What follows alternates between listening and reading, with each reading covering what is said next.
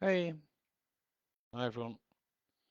Let me just get got quite a lot of questions today, which is all good. Right, that didn't quite work like I wanted. Right, let me get it set up on my phone as well. It's just for some reason I can't see who's watching on Facebook. It's not very good at that. So let's turn the ringer off.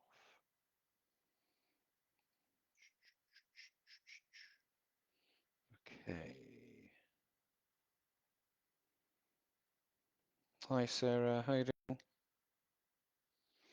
So I've got a lot of questions today. I'm also going to address the thing which has been going on in the WhatsApp group as well, and why I've stopped the questions for that particular thread in that WhatsApp group as well. Because some people might think it's a bit rude or a bit avoiding the question. No, it's not. I'll explain why. In fact, I'll explain why first of all. So basically, we have just some. So in the WhatsApp group, when you go through the training, you get put into. Well, you can join the WhatsApp group. Somebody's sending me messages. Sorry. Oh, hi, Matt. Oh, right, okay, not quite sure I'm there. So we had this question that I wasn't actually quite sure what they were asking, and I think they were overcomplicating the process. And the process is the kinesthetic pattern, where with a kinesthetic pattern, you elicit an emotion. Have you come here with an emotion you want to work on? Do you have an emotion about an event, a person, a thing, a situation? One that you uncover through the three pillars, or also think about a negative memory. So we have a negative emotion. You then go back to the first time you can remember feeling this way. So you rate it out of 10, how familiar, so it gets them to feel it across time, and when's the first time you can remember feeling this way. You then have what we call the first imprint. You then work on that first imprint, you make sure it's vivid, you work on it. If it's still vivid, you do it again. That is the end of that sequence. That is the end of that. You then come back to the original problem, to the emotion. When you think of this emotion, it was 8 out of 10. How strong is this emotion now? 6 out of 10.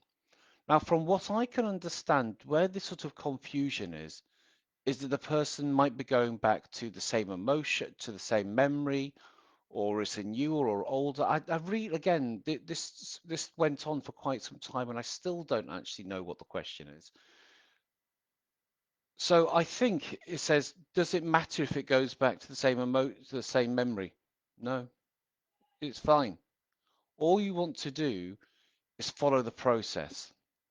So sometimes I've had somebody go back to the same imprint a few times, but it's actually a different part of the imprint. So although they might say school, it's actually a different memory or a different bit of that memory from school, or even to say the incident, because every sort of memory has like a bit of a timeline which is kind of encapsulated, and it'll have like a beginning and a middle and an end sometimes. So sometimes they'll keep going back to the same thing. And it was getting a little not heated, but it was getting, you know, I can only give this the answer so many times, and the answer to this is follow the structure. Follow the structure, and people overcomplicate things. People sometimes want IEMT to be sort of diagnostic, which it isn't, or it's meant to mean more than it is. No, just follow the thing.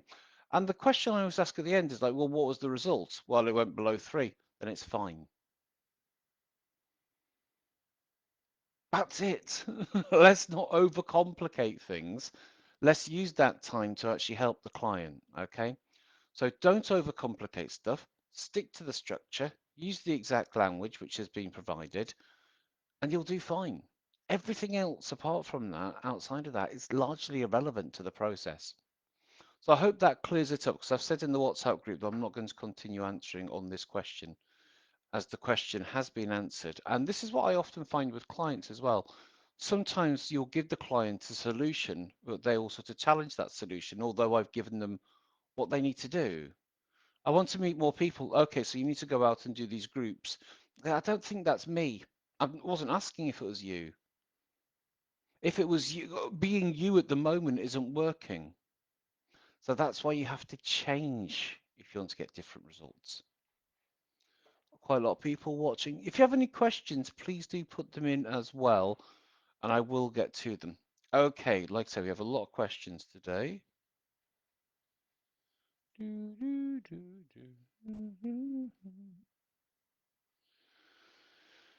bring them up.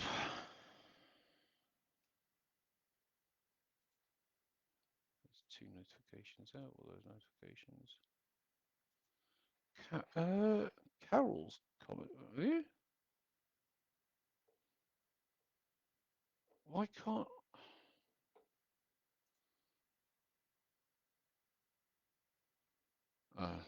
Sorry, I don't. It's really hard to see the comments and the questions on these things. The three, okay, the 3D accessing cues, are they on the left or right of the person as you look at them? So basically,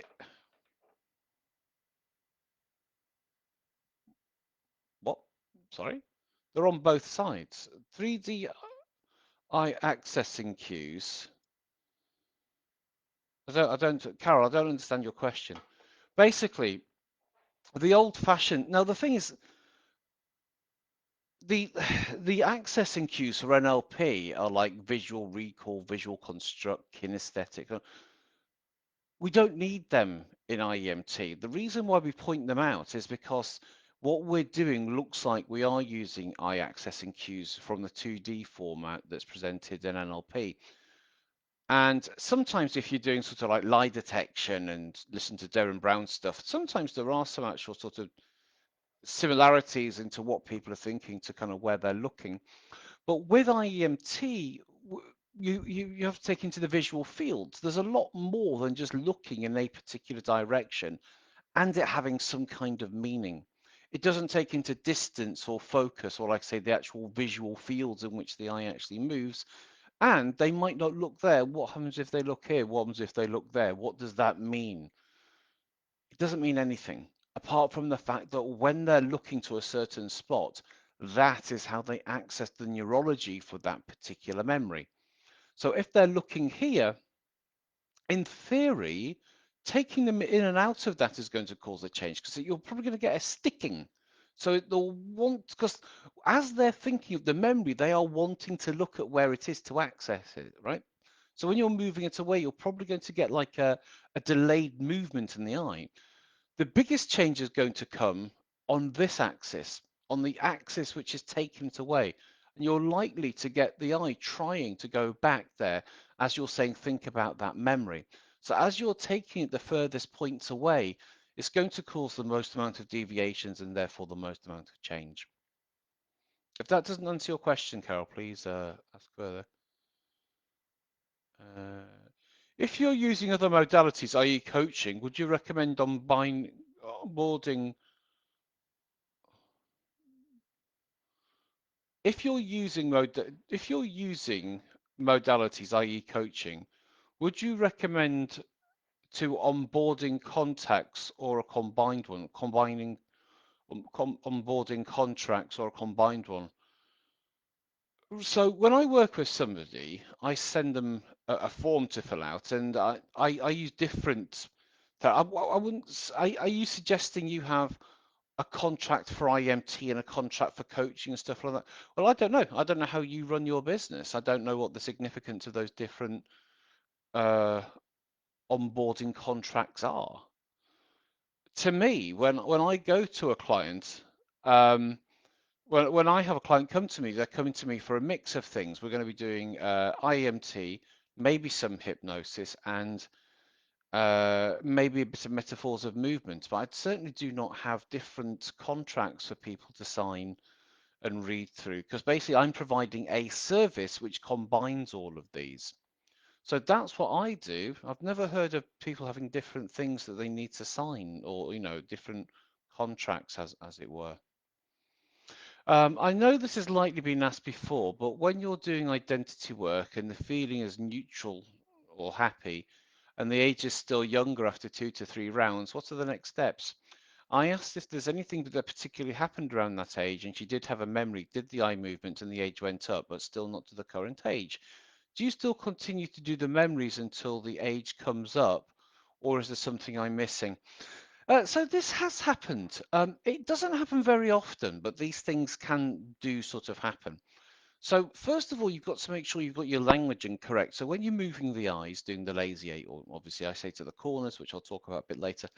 Um, and I'm saying I want you to hold on to these for as long as you can. Hold on to this way of being for as long as you can. Should your mind go through time and space, anything else come up, or should anything come to mind, just allow it to do so. Generally, I will find if they are not thinking about, if they haven't really gone back to this identity and are not holding on to that way of being, they're just moving their eyes. So when you're just moving somebody's eyes, when you do a reelicitation, nothing much has kind of changed. You haven't actually sort of made contact with that, as it were. It's like imagine if you're going to go stir a soup, but your spoon is above the soup and not actually in the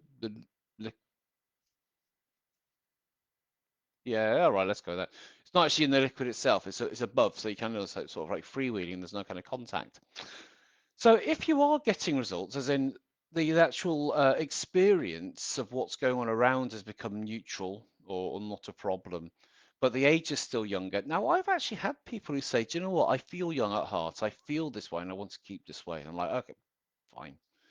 Um, the other thing is, yes, if they keep saying at age 9 and there's, I can sort of then explore, is there anything going on around age 9 with themselves plus other identity work?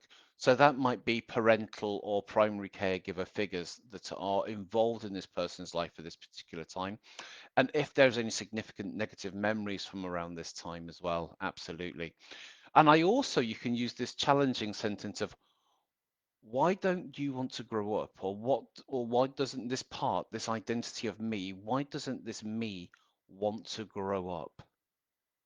And you can sometimes get an answer like, because me is feeling scared. Okay, and out of 10, how strong is that feeling of scared, and how familiar, and when's the first time? So you can definitely work on that and then try and bring it up.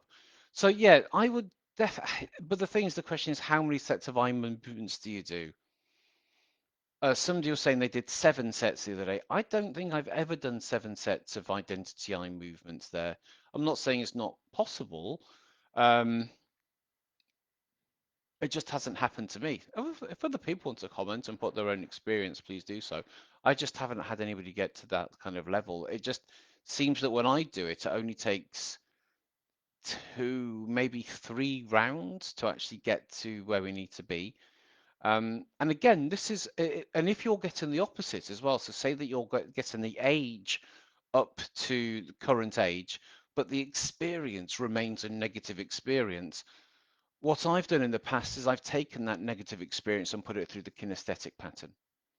So let's just say, right, so I is in her head, 32, but noise. You know this experience of noise? How strong is this feeling? How familiar? And when's the first time you can remember feeling this way? And I would then process that out using the kinesthetic pattern as well. So the answer is yeah, you can try and explore what's going on there. I do want to try and bring that client's age up as high as I possibly can, but also IEMT, you're not trying to get to a final point, you're beginning to start a process. So I would probably stick to doing 4, maybe 5 rounds of eye movements at the maximum. And then you can always retest things. You can also test the change of when they then think about that particular scenario and situation now. What's that now like? And has it changed? Does it bring up any kind of particular emotions or memories which you can then possibly work with as well? I've come across an issue doing my case studies. I set up the identity piece and the speaker kept answering, I don't know, I'm not sure, I don't know how to locate it. I don't know how to put an age on it. Do you have any advice for this? Okay, so the speaker, the client, I assume this is. So basically, um, yeah, I have had this before. Okay, so I have had this before. What have I done with my phone?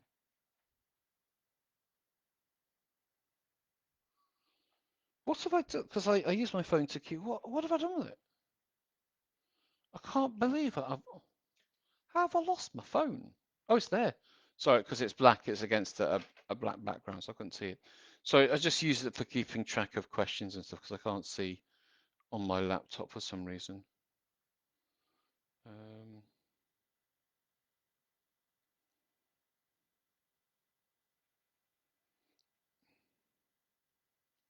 okay, right, cool. Back online. Um, so either the setup has not been done correctly, and also I find that when people ask with sort of trepidation, uh, do you know where your eye is? The way I ask it is like I'm asking their shoe size.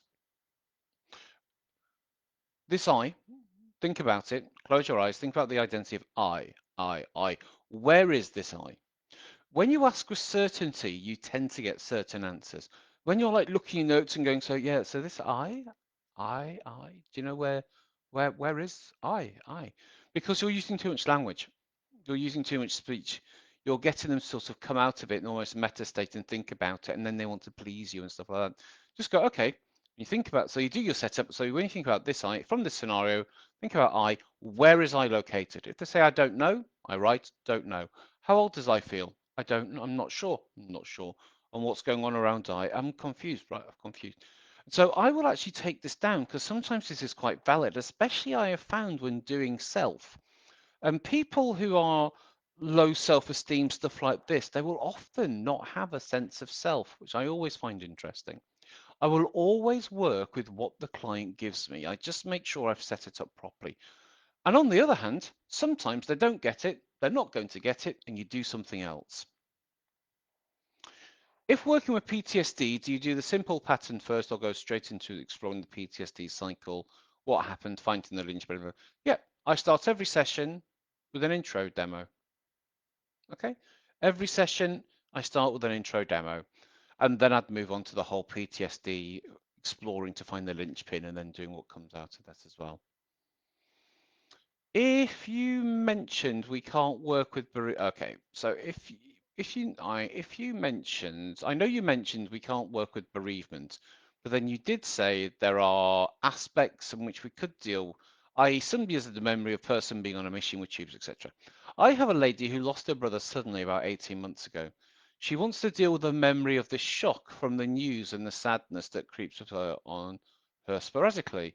Is this something which can be worked with?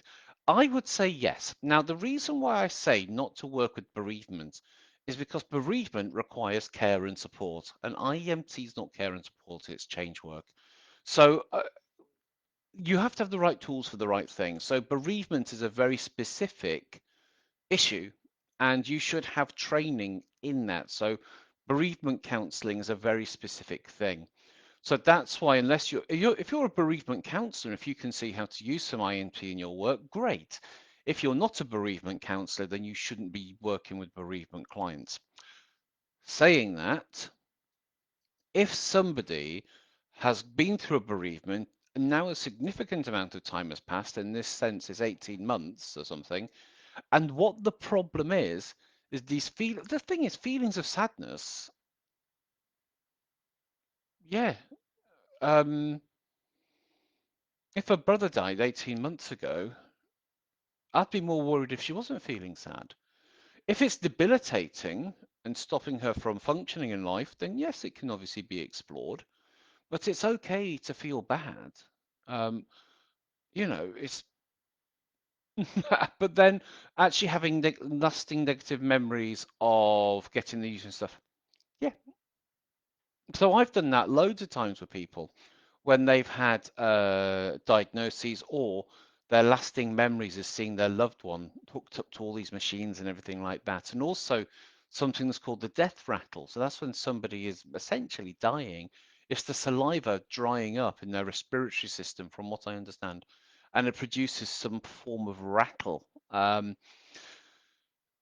So yeah, I've had very successful because with that, because when you think about that person, you get like a veneer of these negative memories, these lasting memories on the top. And what I have found by working on those memories directly, it allows that veneer to remove and come downwards in prioritization. So when you think about that person, you get all these other memories that then come through. I found the shifts that occurred in one session using the intro demo were very effective. I was questioning whether the lazy 8 perhaps weren't reaching as far. Note I work online to instruct my clients to continue their eye movements in each direction as far as they can without moving their head. For the intro demo, we don't seem to ask this in the lazy 8 pattern. Is it worth referring to the intro pattern to see if there's more of a shift with the identity integration? I don't know what that means. Or would we request they reach as far as they can rather than the limitation of the screen? Okay, so whoever sent this question in, I don't understand what that first question is. Is it worth referring to the intro pattern to see if there is more of a shift with the identity integration? If anybody wants to, if you want to explain what you mean next, I genuinely don't know what you're asking. If you're asking, should we do the intro pattern hand movement on identity, then no, we shouldn't be doing that. So when I get to working with somebody, now I'd like to go to the core. It's weird because I'm not on mirror view, so it's very disorientating for me. Oh God, I'll just do it my way. Yeah. Okay. So I, it's very hard to get the curve when you're doing it online. Okay, you're very hard to get the curve. What I tend to do is I tend to get them to go to the corner as far as they can and down.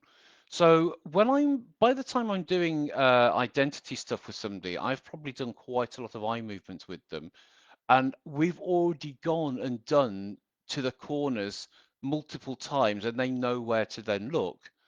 So if I'm working with somebody and they're not looking far enough, I will then tell them to look as far as they can. Okay, so I will tell them to look as far as they can. But obviously I'm judging what I'm seeing. And if somebody is looking as far as they need to be, then that's fine. And like I say, by the time we get to identity, they're quite well versed in IEMT. They're quite used to doing it. And they are looking as far as they can to start off with. And I always say all the way up and all the way down as well as I'm doing it. We've already covered this. Does it matter if the imprint goes back to the same imprint, which I talked about at the top of this session?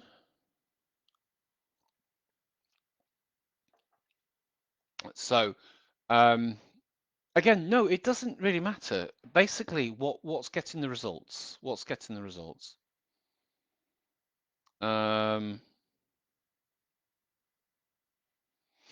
many sessions should I do with a client?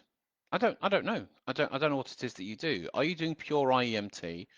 Pure IEMT, in my opinion, now remember, I'm not speaking on behalf of the association or anything like that, just my experience of doing this for 15 years, maybe. I said maybe, not baby. It sounded like baby. Um, when I do a consult, this is the way I work. I do an hour consultation, and in that hour consultation, I will then book 2 1-hour sessions and a 30-minute catch-up call 2 weeks after that. My sessions are an hour in length, and they are 6 to 10 days apart. I like to do the same day both weeks at the same time. I just like doing it that way. That's just the way I work, right? Um, on the last call that I do with them, the 30-minute one, we then decide if we're going to do another session. And I would say it's probably 50-50. 50% we do another, 50% we don't. And then after we do that next session, I also then basically send them an email, or I catch up with them a week later to see how they are, to see if there's anything left that we need to do. And if we do, we book another session. That's how I work. The most amount I've ever done with somebody, I think, is 5 sessions. 5 sessions in total. Now, if you're combining IMT with coaching, or CBT, or hypnosis, or whatever you're doing, you might have a set way of working with people. You might work with people for 6 sessions. I can remember when I went to go see a hypnotherapist in Manchester. The first time I came across hypnosis, I met him at a networking event, and he offered to hypnotize me for £10. I was like, yeah, I'm all over that. So he hypnotized me, found lots of issues, and he goes, okay, you need to come back for sessions. It's going to be like 300 quid. And I said, well, how many sessions? That he goes, up to 6, and we did 3. Well, that's just the way he worked. Um, can IEMT help with building confidence? When you build confidence, what are you doing? What are you talking about? Building confidence. Uh, again, it's all very woolly, is this, isn't it? Can IMT help with building confidence? Well, what is the confidence? Um, I'll get to that in a second, Susan. Um, so building confidence, it's is confidence a feeling or is confidence ability? Okay. I can't build somebody's confidence at skiing because I don't teach them skiing. I can help to remove the anxiety, the preemptive anxiety about going skiing. So I don't know. It's like I don't like these words empowering and confidence because I don't really know what you mean. Um, I'm very confident doing this and doing IEMT. I'm not very confident, well, skiing, for example, because I don't know how to do it. So I think it's when you sort of see sort of confidence building and these kind of things, it really is about self-belief, building a circle of excellence and feeling that's just all just feeling better about stuff. So can IMT help with feeling better? It can stop you from feeling bad. I don't know if when people come to me with like low self-esteem and low confidence issues, I can help to work on what's causing that. I don't build anything. I don't build them up because I think that's going to lead to a big downfall. So the answer is I don't know. Can it help with building confidence about what? What doing? You know, there's a lot in that to unpack, which I don't have the details of. If anyone here is watching who gave that question, if you want to give more details, then please do. But people say, I want to have more confidence. Okay, in what? Just belief in myself. Well, you think you don't exist? What do you mean you don't believe in yourself? Well, you know, just good at things. Oh, right, so that's a training need. Well, what aren't you good at? Social skills. Right, okay, here's a course. Well, I don't want to go. Don't then. Okay, I've told you the answer. And this is what I've had quite a lot over my career. I will tell somebody the answer to do something, but they don't want to do it. And they go, well, this is the answer. This is what you need to go and do. Yeah, I just prefer to improve my mindset. Yeah, but this is the answer that you need to go do. It's not quite as sexy, I suppose. Does IMT work with someone with ADHD? I don't know. I don't work with people with ADHD. I don't really know what ADHD is. Can you work with people with ADHD? And also, what do you actually mean, can they work with somebody with ADHD? Doing what? ADHD, from me, is a big kind of label term that encompasses many facets of identity issues, symptoms, and protocols. So saying, can IMT work with it? Uh, on what particular thing? I don't know. Um, I've met lots of people with ADHD. Most people you can't really tell. Sometimes they just seem a little bit badly behaved. Then I've met people who are absolutely bouncing off the walls, you know. So can you work with somebody like that? I don't know. Can you keep them still enough? Can you move their eyes? I genuinely don't know. Can I work with somebody who's a little bit misbehaving and stuff and now has this label of ADHD? Because it seems we're labeling all kids with things like this now. Um, Might be, but I don't know what for. So my answer is I don't know. I don't work with children, and I don't really know what ADHD is. People say I've got ADHD. Well, they seem to diagnose it in people. It's like, well, I don't really see it as a problem. You know, it's like when I'm doing things, you're so OCD about things. Yeah, I do things correctly. I don't understand the problem with that. I'm sorry that's not very helpful, but I don't know. Maybe. Should we be using our fingers to move the client's eyes online or just use our voice to direct? Okay, so I think this comes from a training that Andy was doing. Um, what was it about? Well, we were doing obviously doing eye movements, and he was saying don't use your fingers because obviously you're limited on screen. This is online, of course, because you are limited by the screen. Um, just use your voice. I use my fingers. Andy doesn't. What you do, you do. You do what gets results. I personally like to use the fingers to actually move people's eyes, and I find that effective Could I get the same results without using my fingers? Maybe. In fact, you know what? I might even try it just to see if I can. But I don't know because I've always used my fingers. Basically, it's whatever works for you. Are you getting the result? That's the main thing.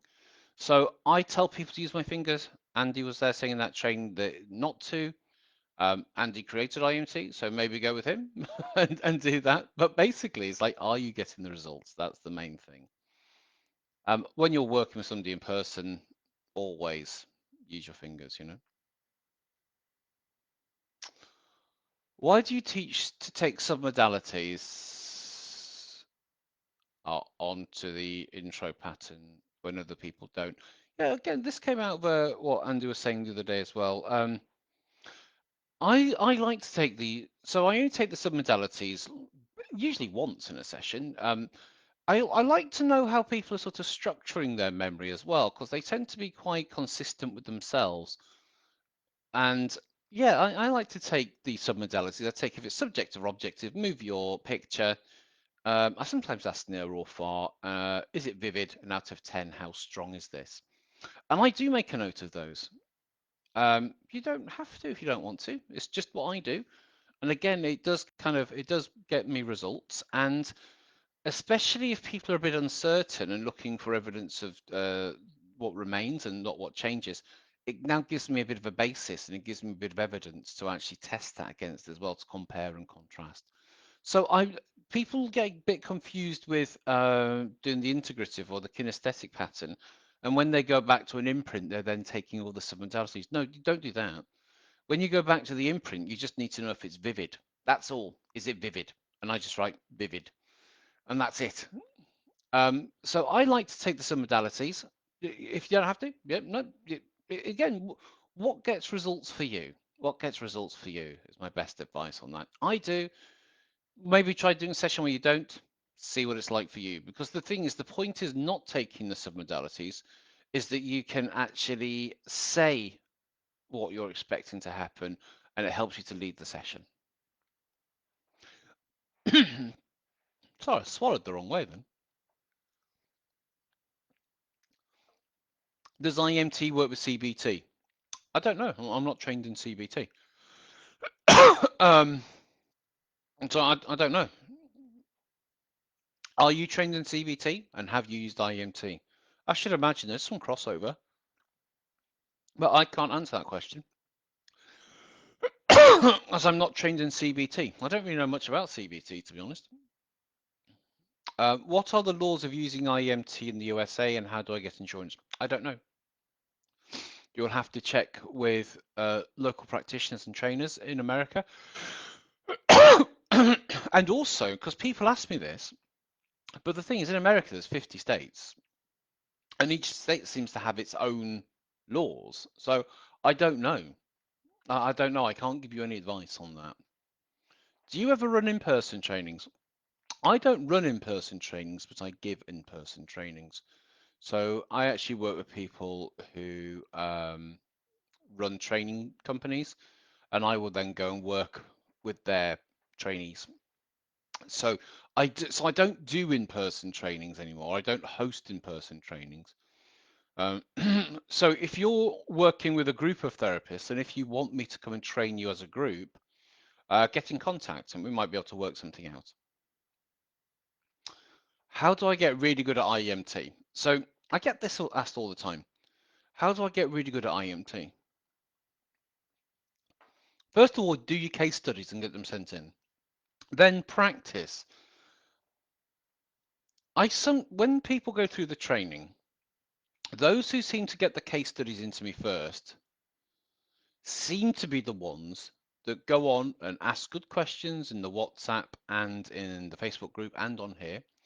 They seem to be the people who get the reviews and the testimonials. They seem to be the people who put out the calls in the groups and the WhatsApp asking to practice with people. They seem to be the ones that get on with things, and they seem to be the ones with a long client list and often a waiting list for people to work with. There's a lot to be said of just getting on with it. Just getting on with it. And if you can't find people to work with for free, I don't know how you're going to find people who are going to pay you. So I would say when you're training, And after, when you're doing your case studies, do more than 2 case studies. Do 5 at least. Do 5 at least, write up 2. Use the other ones to get practice and use the other ones to get case studies and testimonials, like interviews, stuff like this. And also for your own feedback, for your own confidence in building competency in the skills, and to generate word of mouth referrals.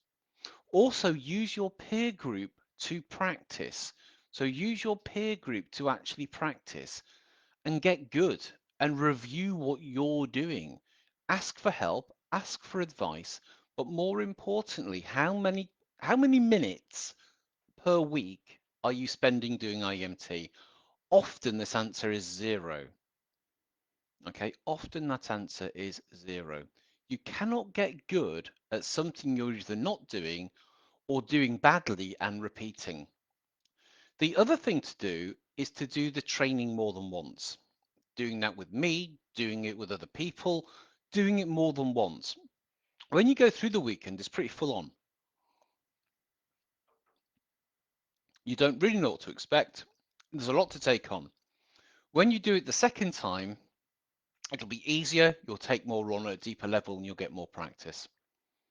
So that's what's even like as even if you've trained with somebody else, I think all the trainers like offer a discount on returning people now, and it doesn't matter where you originally trained as well, because every trainer will train in a slightly different style. They'll try. The content is largely the same. We have slight variations on it, I should imagine. Um, but yeah, so doing it twice, or I've had people do it more than twice, um, to help ingrain it. I think does work. There's also a supervision program. I don't know about it. I'm not involved in it. If you go to the association, there's a supervision program as well. Okay, let me see if I've got any more questions. So the initial 1 hour consultation is just talking and they pay for it and a test of the modality.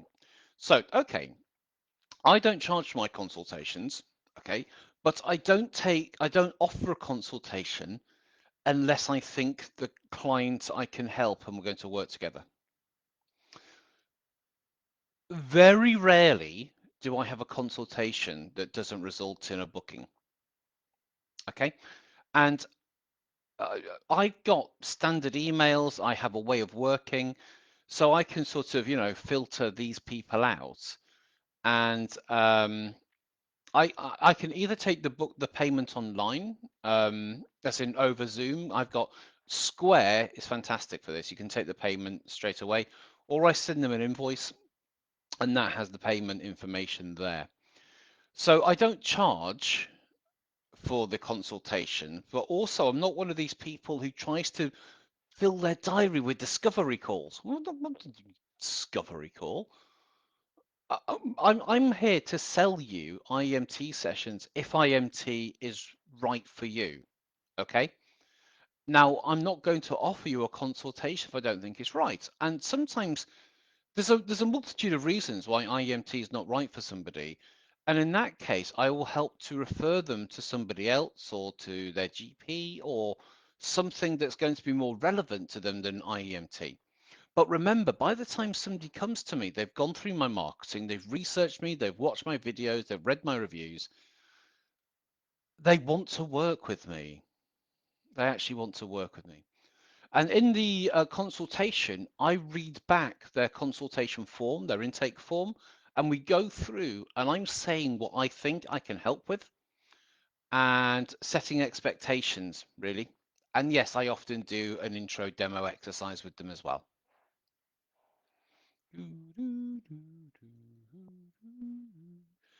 Gene Flower, yes, in the terms and conditions. Yep. However, you build your terms and conditions is up to you. I can't really offer any sort of legal advice in that sense. Any other questions, guys? So, yeah, so in the consultation, I'm not asking questions. I'm not going through the intake form. They supply the intake form for me, and I read it in advance before we get to the consultation. Any other questions?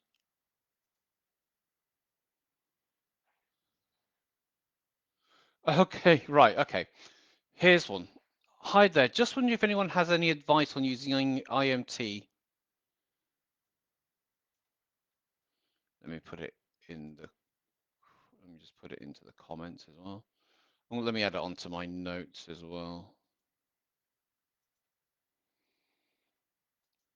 All right. Hi there. Just wondering if anyone has any advice for someone who's with a tendency for OCD. Lots of checking of windows, doors, and water taps at night. Okay, well, what's the problem? They're checking water taps and first of all, I don't understand what the problem is there. Is it better if somebody doesn't check these things? Now, if they're checking these a lot of times, then absolutely. Do you know this person that I know? She used to be really bad for this about leaving gas on, not closing her fridge, stuff like this. So what she used to do, she used to make a video going around her house going, "This is for me later. This window is closed. The gas is off." When she goes on holiday, she used to do. When she just used to leave the house at some point, this is off. This is off. This is off. Everything is done. So that's a very practical way of dealing with things like this. The other thing is like, so I've worked with people who have these kind of compulsions. They'll go and check something a certain amount of times, or they'll turn the lights on and off 10 times before they leave. I would start with, okay, by doing this, what does this allow you to think, feel, and believe? And what does this allow you to avoid thinking, feeling, and believing? Because that's what I'm interested in. By doing this, what does it allow you to move away from? So that's what I would do. But again, OCD is one of those things I don't really know what it is. I find that a lot of people with OCD just seem to be doing things properly. I hear, I've got friends who go, "Oh, I just need to tell you this. I've just, it's a bit OCD or my OCD or." I think being neat and tidy and doing things correctly isn't a mental disorder. I think it's doing things correctly. And yeah, it's like people say adulting. What are you talking about? Adulting? I've been adulting this week. Yeah, that's because you're 47. Any other questions at all?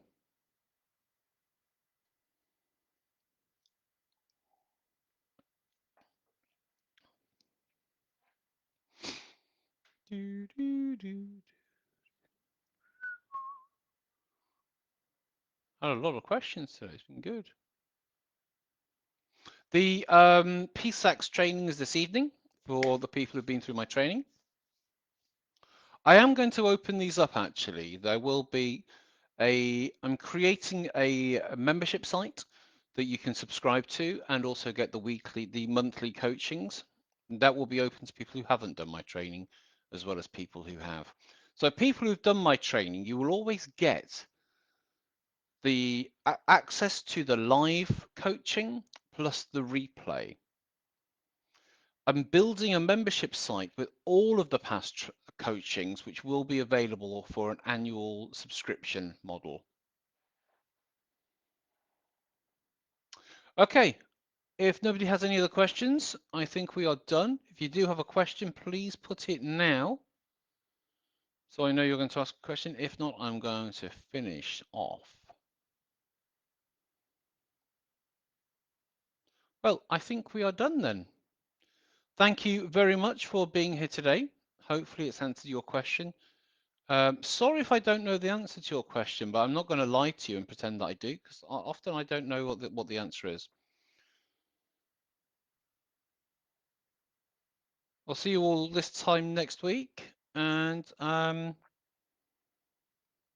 be kind to each other.